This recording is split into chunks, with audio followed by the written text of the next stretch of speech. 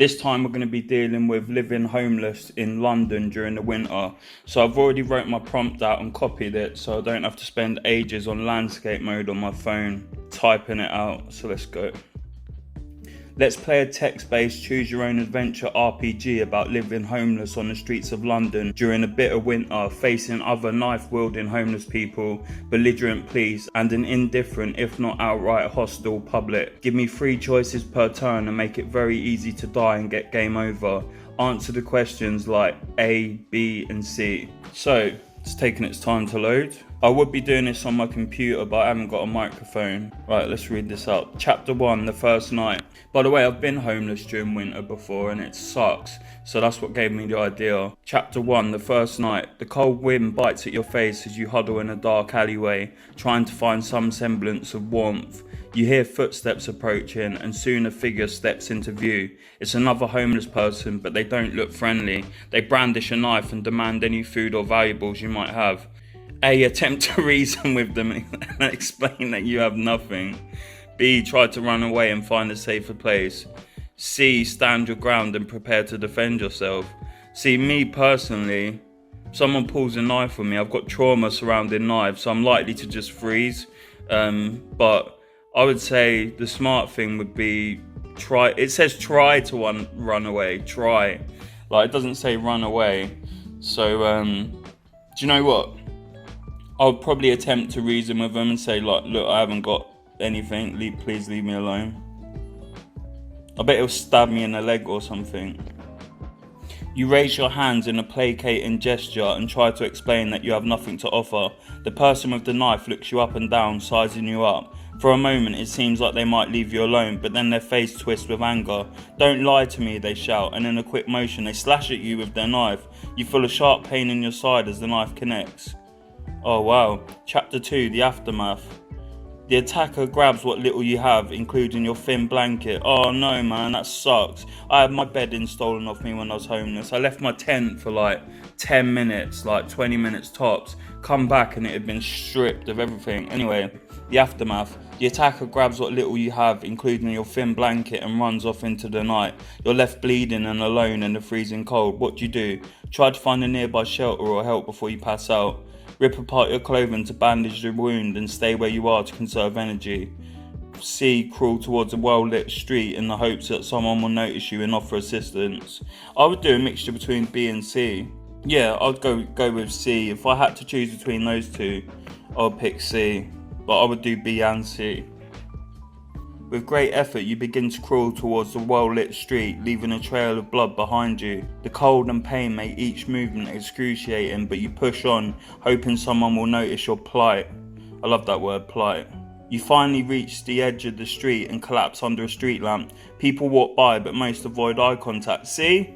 Like, the public are indifferent, if not hostile, when it comes to this sort of thing. Like, even when you're sitting there bleeding.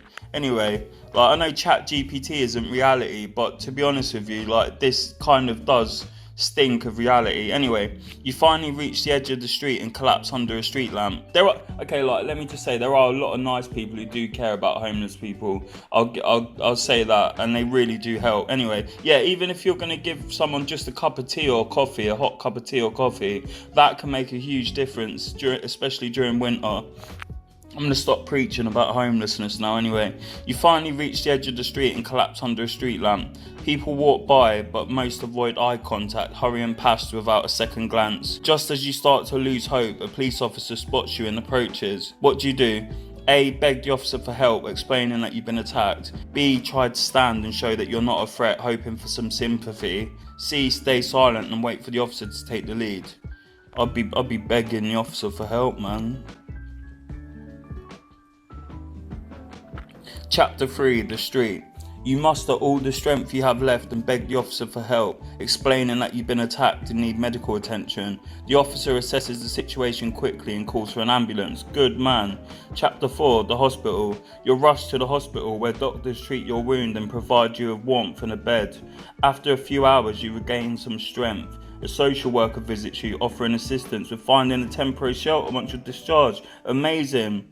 What do? Accept the social worker's help and plan to go to a shelter. Problem is the shelters are like bad in and of themselves because Often you're trapped in a room with like 10 other homeless people overnight, and you're kind of trying to keep an eye on the very little valuables you have. When I was at a shelter, I didn't really sleep. Like, I would only get little tiny micro naps, and then bang, I'd just snap straight back into reality, remembering that I'm around a load of strangers. Anyway, it's better than freezing to death on the street. At least you're warm in a bed. Also, you get a hot meal. But some shelters are better than others. Anyway, what do?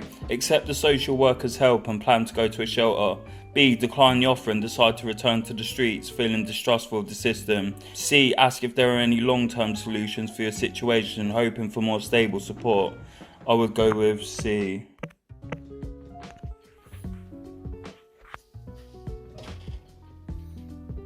Oh, they're not going to lock me up in a mental health facility, are they?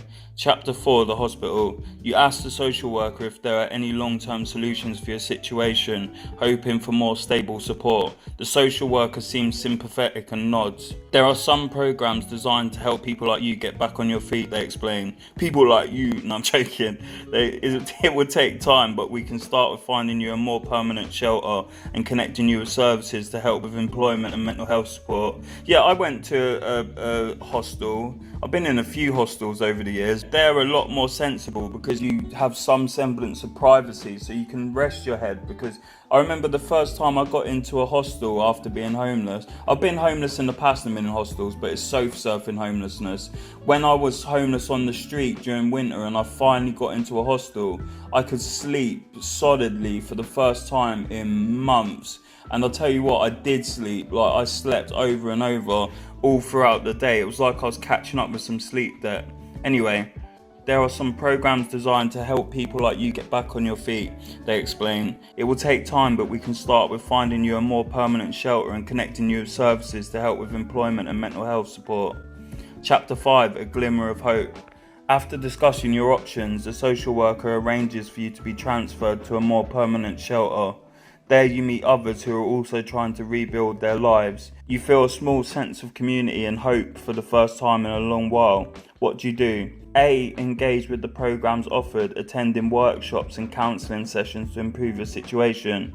B. Keep to yourself, wary of trusting others and only use the shelter for basic needs. C. Leave the shelter feeling overwhelmed and doubting that anything will truly change. A. I'll engage with all the services.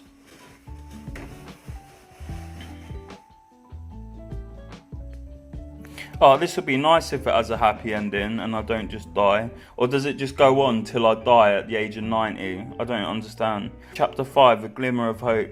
You decide to engage with the programs offered at the shelter, attending workshops and counselling sessions. Slowly but surely you start to see improvements in your situation. You learn valuable skills and the counselling helps you deal with the trauma of living on the streets. Chapter 6, building a new life. Wow, this is getting deep, man. With the support of the shelter and the programs, you manage to secure a part-time job and start saving a little money. The social worker continues to check in on you, offering guidance and encouragement. What do? A. Focus on your job and saving money, aiming to move into your own place as soon as possible. B. Volunteer at the shelter, wanting to give back to those who helped you. C. Seek out additional training or education to improve your job prospects and secure a better future. I'd focus on the job and saving money. Because money maketh the world go round. Chapter 6, building a new life. You focus on your job, saving as much money as possible, aiming to move into your own place. The routine and sense of purpose help you stay motivated, and slowly but surely your savings grow. Chapter 7, the next step. See, I don't know how I'm going to die now unless it's some sudden medical thing, or in my case, in real life, like an overdose, which I had a few of, or something like that. I'm surprised the game hasn't dealt with substance abuse issues yet. But anyway, let's get into it. Chapter 7, the next step. After several months of hard work and saving, you've managed to gather enough money to afford a small apartment. It's not much, but it's a significant step up from the streets and shelters. You move into your new place, feeling a sense of accomplishment. What do? A. Continue working your job while looking for better employment opportunities to further improve your situation. B. Reconnect with any family or friends you lost touch with during your time on the streets. C, get involved in community organisations to help others who are struggling with homelessness. B, reconnect with any family and friends. Not that I've really got many to speak of, but yeah, let's go. This might be a segue into the whole drug issue. Come on, ChatGPT, you're taking your time, man. Chapter 7, the next step. You decide to reconnect with family and friends you lost touch with during your time on the streets. With some hesitation, you reach out to those who were once close to you, explaining your situation and the progress you've made. To your relief, many respond with kindness and understanding. Glad to hear you're doing better. Chapter 8, rebuilding relationships. Man, this is going in deep. Oh, this is like a therapy session for me. Reconnecting with family and friends provides you with a much needed support network. They offer emotional support and sometimes even practical help as you continue to stabilise your life. This newfound support system bolsters your resolve to keep improving your situation. What do? Focus on strengthening these relationships and continue working hard at your job. Use the support from your network to explore further education or training opportunities. C, join a local support group for formerly homeless individuals to share your experiences and learn from others. I'm going to put, instead I lapse back. Sorry about the typing on the screen. Instead I lapse back into drug and alcohol addiction, which is what happened when I got off the streets. So we'll carry on. I can put in my own personal prompt. That's like while I'm playing the game. That's good. Chapter 8, the struggle. Despite your progress, the pressure and stress of rebuilding your life becomes overwhelming and you lapse back into drug and alcohol addiction. The stability you begin to build starts to crumble as you lose focus on work and relationships. Oh man, this is deep. Chapter 9, downward spiral. Your job performance suffers and you begin missing work. Your relationships with family and friends strain under the weight of your addiction. The shelter and support programs are still there, but you find it hard to reach out for help. What do? Recognise your downward spiral and seek help from a rehabilitation centre, which is what I did. B, try to hide your addiction and continue as best you can, hoping to regain control on your own. C, isolate yourself, withdrawing from your job, friends and family. Oh, it's either A or C. I'd say the main one I did was C.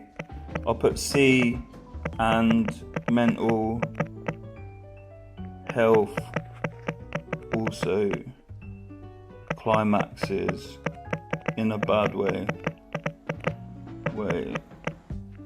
through bipolar disorder, and you begin to feel tragically depressed. I may as well be honest with it. Let's see if it does. But yeah, so it does both the C and yeah, I know, there we go. It does both the C, like a custom prompt while I'm playing, plus the C as well.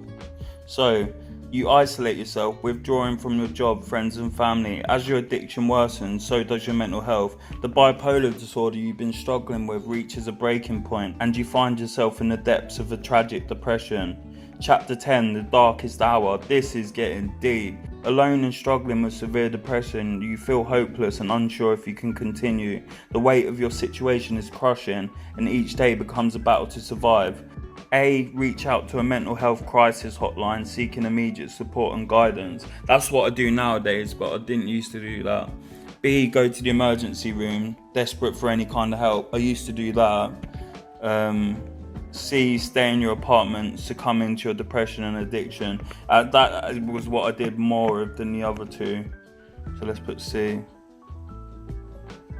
You choose to stay in your apartment, succumbing to your depression and addiction. As days turn into weeks, your situation deteriorates further. The isolation and lack of support exacerbate your mental and physical health issues. Oh no, here we go. Chapter 11, the consequences.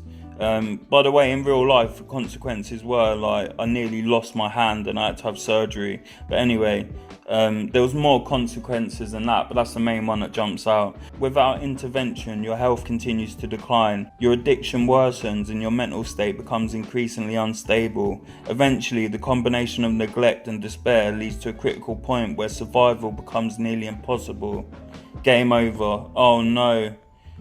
Unfortunately, the choice to isolate yourself and avoid seeking help has led to a tragic outcome. The lack of support and worsening addiction and mental health have left you in a dire situation. Remember, seeking help and support is crucial in overcoming challenges, especially when dealing with mental health and addiction. If you or someone you know is in a similar situation, it's important to reach out to professionals or support networks. Yeah, that's so true, and that's such a good note to end it on. So yeah, that's been a bit of a personal choose your own adventure, but that's the cool thing about this, is you can put in whatever you want. Anyway, you've been locked into Everything Bite-Sized. Subscribe for my other content and for more content like this, and I'll catch you in the next one. Peace.